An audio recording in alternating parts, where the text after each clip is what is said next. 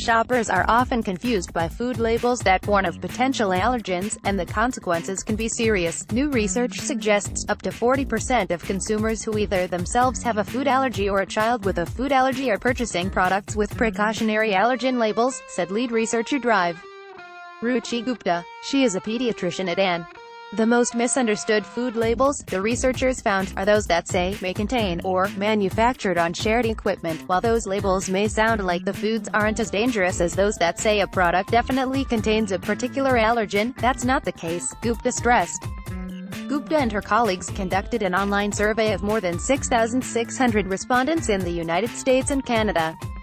Those answering the questions either had a food allergy, had someone in the family who did, or they were a parent or caregiver of someone with a food allergy and bought food for the person with an allergy.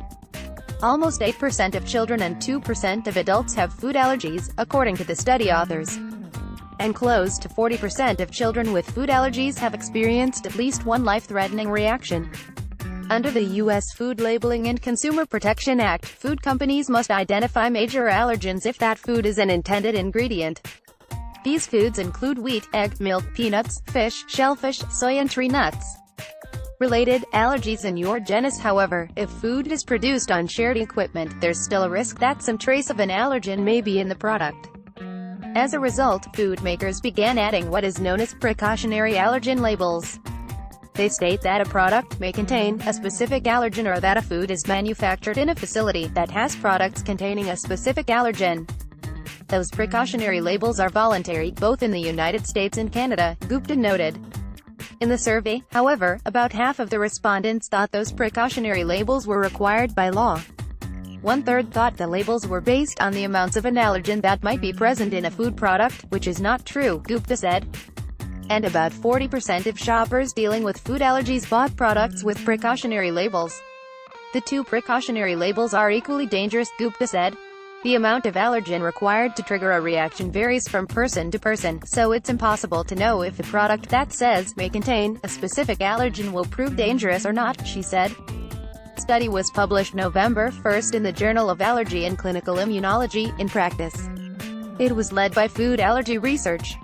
Food labels need an overhaul, Gupta suggested. In Canada, Health Canada advocates for the use of only the may contain label. Other research is looking at the value of listing the amount of an allergen, she said. Dr. Vivian Hernandez Trujillo, chief of the section of pediatric allergy and immunology at Nicholas Children's Hospital in Miami, agreed that labeling can be confusing. The study not only points out the reality that families with food allergies deal with on a day-to-day basis, but it also points out the need for improvement in the clarity of food labeling. Hernandez Trujillo said, "What to do until labels change? I advise my patients to avoid foods with any label stating, may contain an allergen," she said. Gupta agreed. "What we encourage our parents to do is try to avoid any food with any precautionary labeling if it has the food their child is allergic to, which can be difficult," she acknowledged.